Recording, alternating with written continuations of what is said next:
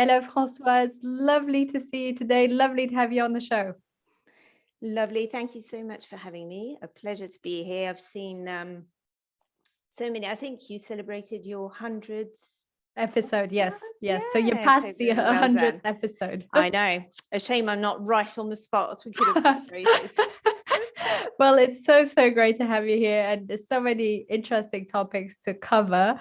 But first, I'd love to start with your own journey. I remember when we met a few years ago, you told me all about being an air hostess, which I found fascinating. And I'd love for the audience to hear how you went from being an air host to a well-being coach.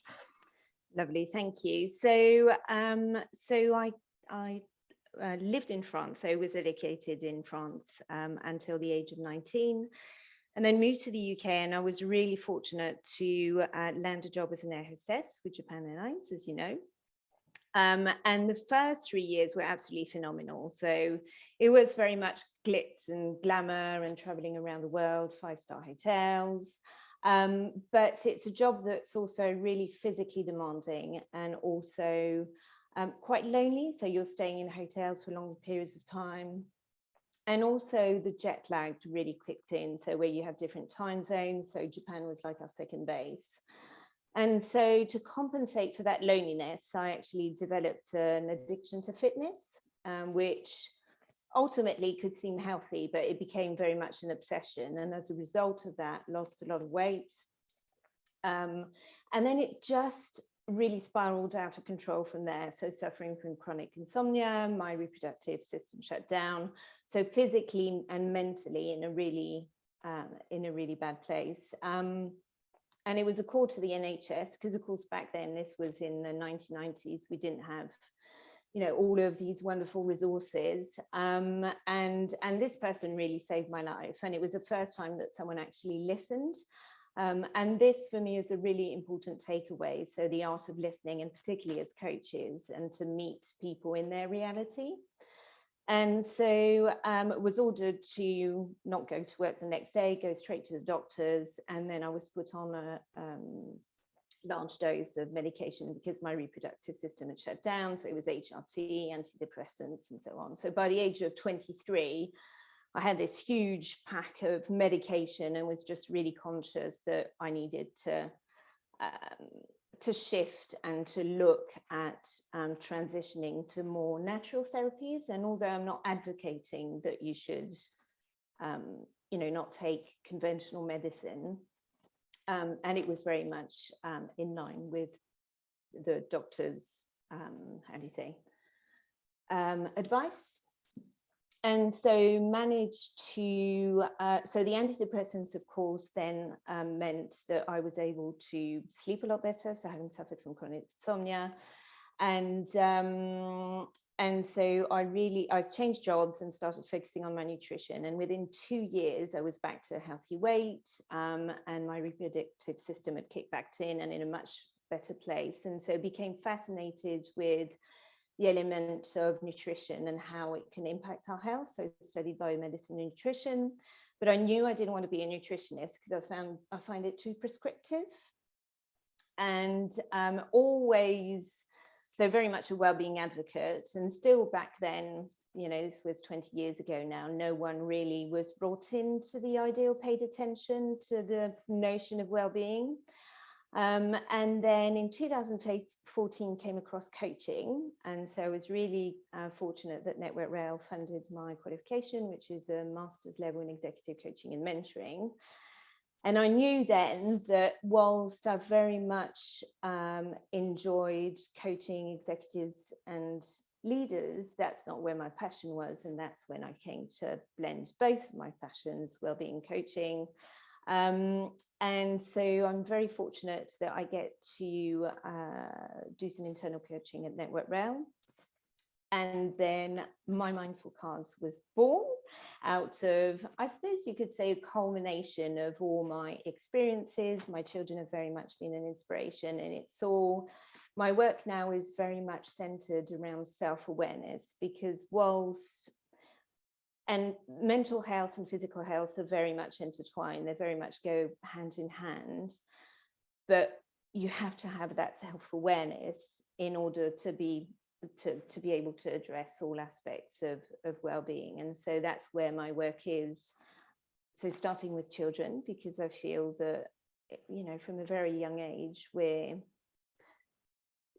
kind of modeled into conforming and limitations and some restrictions. And so it's about being able, to teach them the language of self-awareness. And the same with adults, and that's what we do in coaching through the exploration piece, and particularly important for leaders. So where the more self-awareness you have, the more awareness you have about others, and the better you can serve others as well. So in terms of meeting people, and that's where it all started really for me, is where I had someone meet me in my own reality.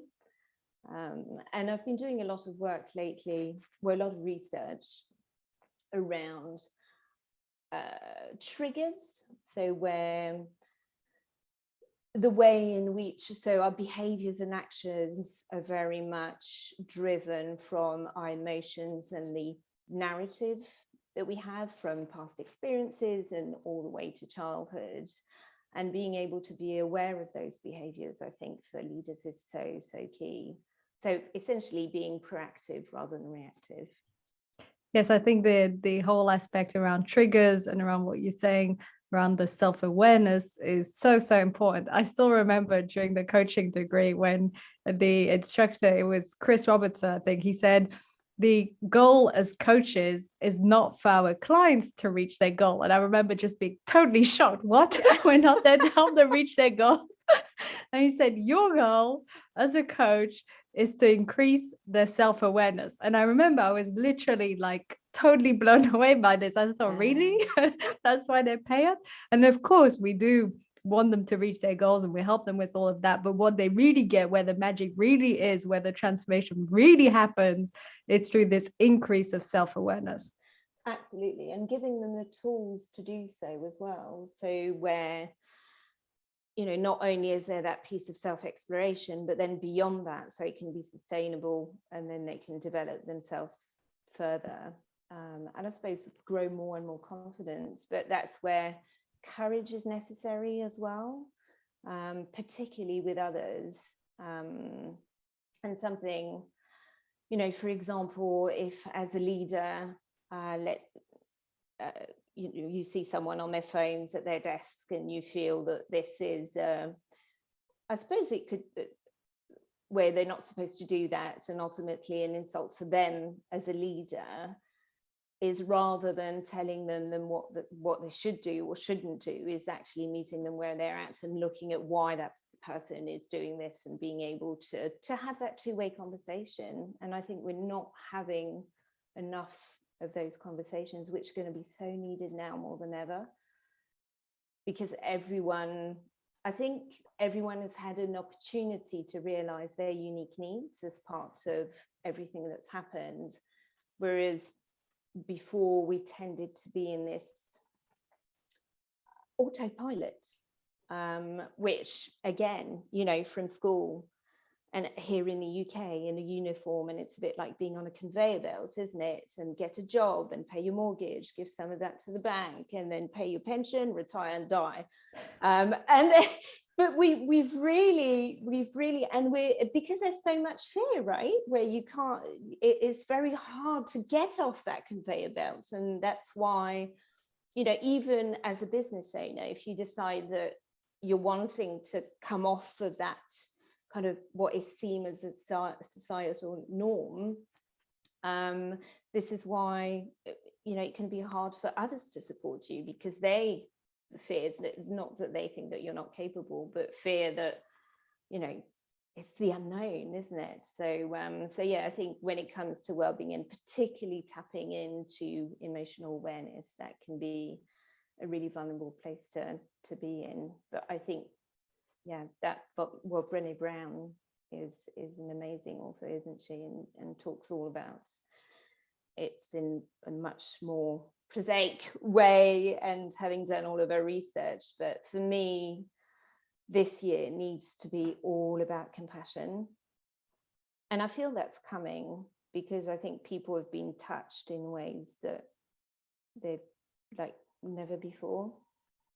I loved what you said earlier about the conveyor belt. It made me realize what it is that I love so much about entrepreneurship, business owners, is because they've had the courage and the guts to leave the autopilot, the default, the conveyor belt, and do their own thing. And this is really what I love in general about being an entrepreneur or coaching entrepreneurs or business owners. It's this courage, this creativity, this leap of faith into the unknown. So that was a really nice metaphor. I really like that. Yeah. I want to come back to what you were saying right now around compassion. I know that a lot of the work you do is to help people to self-regulate, to manage their emotions. What sort of tools could you give maybe now to the audience that could help them to manage their emotions and self-regulate?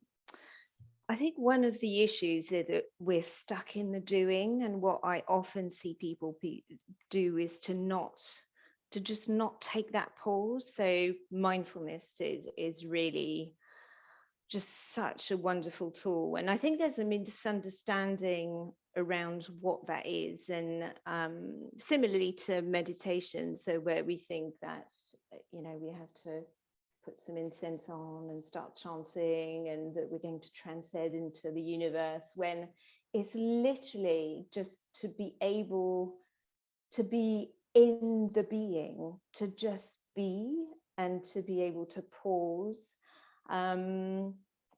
And so what's really important as well is to start small. So it's the mind is like a muscle, isn't it? So it's going to be very strange at first to try practicing just being in a moment and just focusing on one thing, because the mind, of course, I think we have, is it 60,000 thoughts a day, and all the emotions that come with that. But I'd invite anyone to just, if it's something you don't do already, just for, even if it's just 1 minute, just timing yourself and perhaps focusing on the breath, or just to be able to just be without doing anything. And we've got so many distractions now. I mean, the world is just, when you're actually able to look look within the life that so many of us are leading, with emails, apps, and personal phone and work phone and desktop, and especially now that we're working so much more virtually, and the addictive nature of all of that as well. So I would invite anyone, the best place to go is in nature. It really is, because it can really awaken your senses. So even if it is just, I ran a wellbeing workshop, and I've just got this picture of someone laying in the grass, and it's like, have you ever laid in the grass? It's amazing. It's just so simple. It's like, oh yeah, just the touch of the grass, and you can have the smells, and you might hear the birds, and just to be in what can meet the essence of what it means to be a human being, really. Yes, I think that what happens is a lot of the time we feel we're very connected, as in we're socially connected, or we're online connected, or we're social media connected, but we're not really connected with, the planet, nature, the birds outside, water, grass, forests. And the connection that we now have is totally artificial, because if we think back to human nature, obviously there were no such things as computers or TVs or phones. I mean, this is even in my day. In my day. Not that I feel ancient already.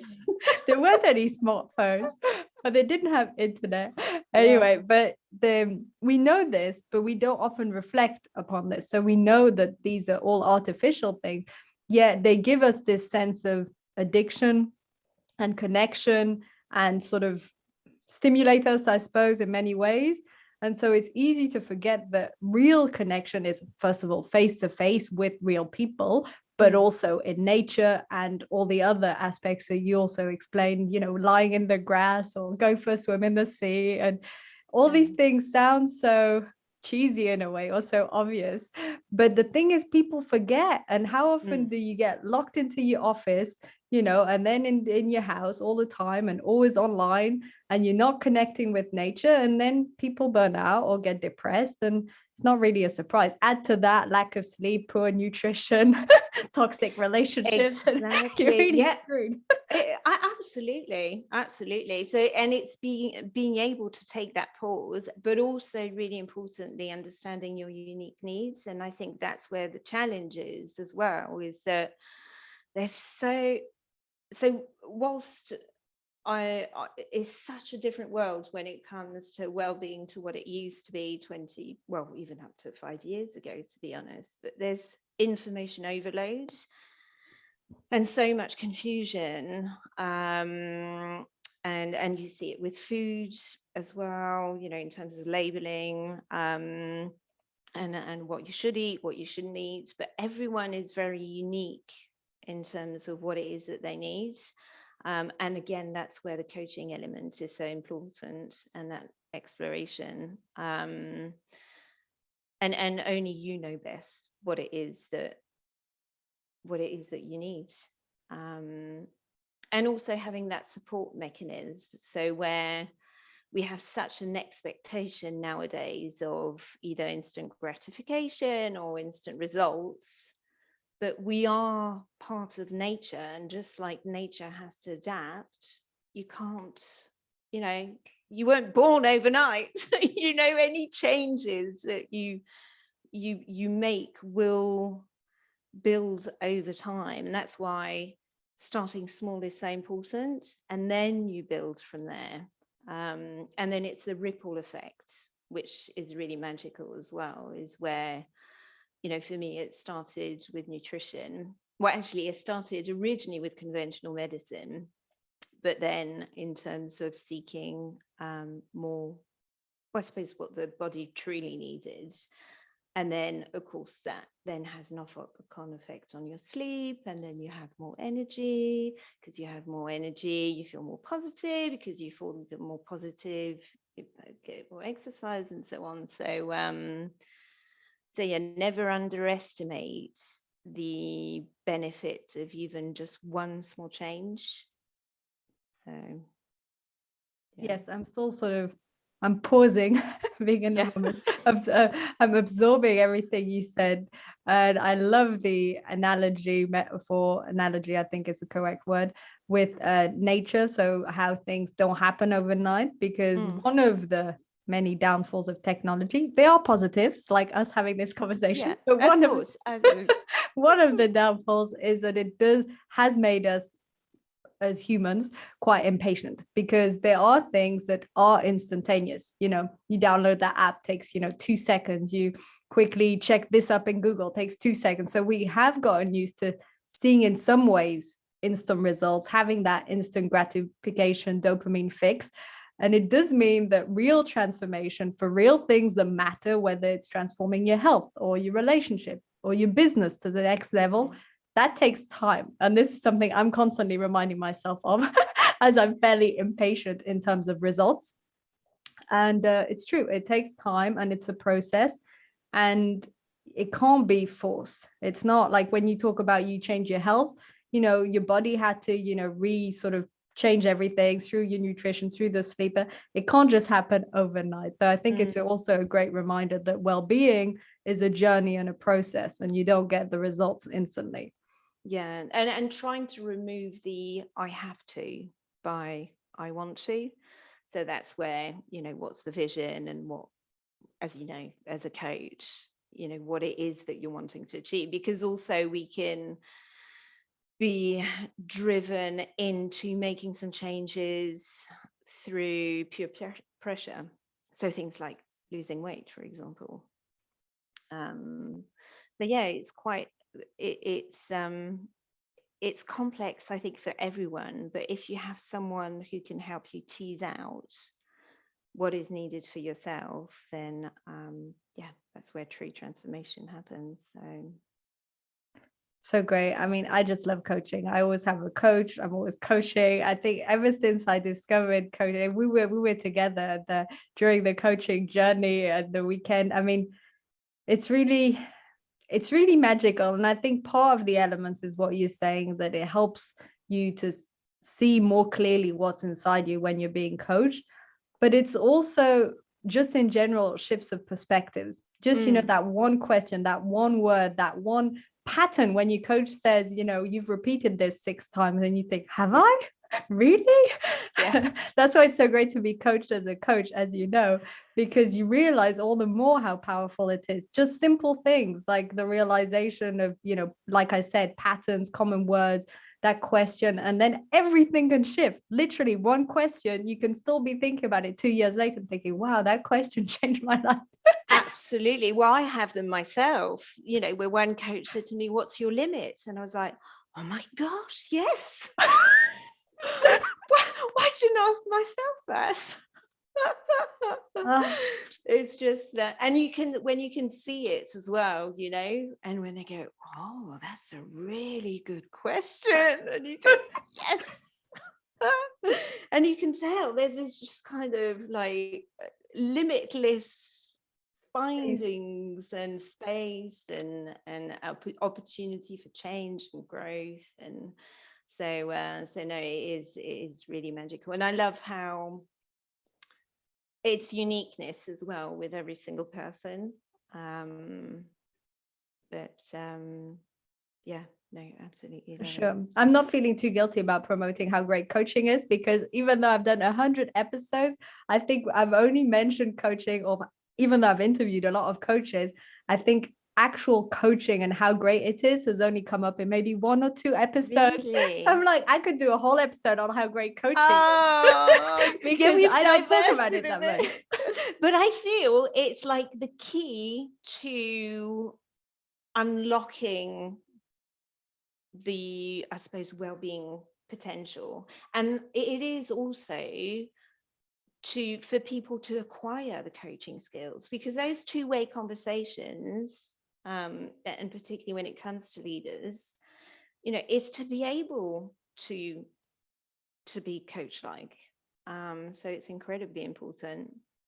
I think the more you coach, the more you develop the ability to coach, because you start to hear these powerful questions, think, wow, that really made an impact on me. So then you're more likely as a leader, when you're talking with your team, to think, wait, instead of giving them another piece of advice on how they should do their work, why don't I ask them that great question my coach asked me last week on, whatever it is. And so I feel that it's definitely something you can learn. And also I think as a coach, you probably do this, although it is amazing to have an external coach. I think we all have moments where we self-coach. Like I write them in my diary. I literally sometimes write, what are you trying to achieve right now? What are the benefits of getting this? Where are you getting stuck? Literally, I write it down. Of course, it's always better to have a coach because they'll help you to see more things. But sometimes just that ability to be able to self-coach a bit is also powerful. Yeah, absolutely. And this is actually, so these are my mindful cards, but you have questions. What makes you unique? What are you really good at? What one achievement are you most proud of? And really be able to, it's tapping into inner wisdom, isn't it? So, and also being able, because we're self-critical, to be able to recognize, all of your achievements and things. As I always say, you've overcome 100% of all the challenges you've come across, and I think we don't do that enough. But it also makes me think sometimes how, as coaches, we often don't take, not often, but where sometimes we think, yeah, I should take my own advice more often. But yeah, so that and I suppose it all comes down to the self-love piece and what that means, which is ultimately self-acceptance, and that comes with all comes down to self-acceptance. And yeah, absolutely. And even And this, I'd say in the past 2 years, that's been my biggest finding, is to be comfortable with what is. So where I think we have a tendency where if we feel stressed and anxious or fearful, where we don't want to accept it and we try to push it away, but to actually lean into it, and knowing that it is a narrative, that it's something that's, because you're not a tiger that's going to leap out of the screen and eat me alive. So it's being able to tap into that. And I think the and this not only in coaching, but I think therapy as well can be really, really beneficial. And where, you know, we all have some past trauma, and I think there's a misconception around trauma, and where we might think that it needs to be something really horrific, but actually it's all the stories that we make up as part of making sense of the world in our childhood and beyond that. And I've been doing, it's called EMDR therapy. And it's been fascinating, because you kind of think, oh no, I've put that to bed. I'm okay with that. I've forgiven that person. I understand what's happened there. And actually you realize, and that's where all the inner critic comes in, which you see reappear, well, very often, mainly to protect you. It's not there to harm you, but it is fascinating once you delve into just all things emotions. It's interesting how we tell ourselves stories, and it's its role the role of them is to protect us, and they end up damaging us. I mean, it's so hilarious how many mechanisms we have technically in the human body and human mind that are for our defense, like staying in our comfort zone, right? So we stay in our comfort zone because that protects us. We're comfortable, we're safe. But if you stay in your comfort zone, you can get depressed, unhappy, unfulfilled. So it's just so hilarious how we have to counter so many of natural biological sort of forces. Yeah. Because actually that leads us to be fulfilled, because basically we're out of date. I mean, if you really think about it, the way our body functions isn't at all like adapted to nowadays, but we're getting there, I suppose. Doing things like mindfulness and coaching and reflection. And I think there is a strong desire to truly feel alive now, where there's been, I don't want to say awakening, because I think it can have a bad, I don't mean like, but I feel that people have developed this desire where before it was, they didn't have the space to think about anything else that they might have needed or wanted. And it's no surprise that, people have moved closer to nature, including ourselves. I think it's going to be a very interesting journey going forward. And that, again, that's where therapists, coaches, and people who are genuinely wanting to serve others will really have their place.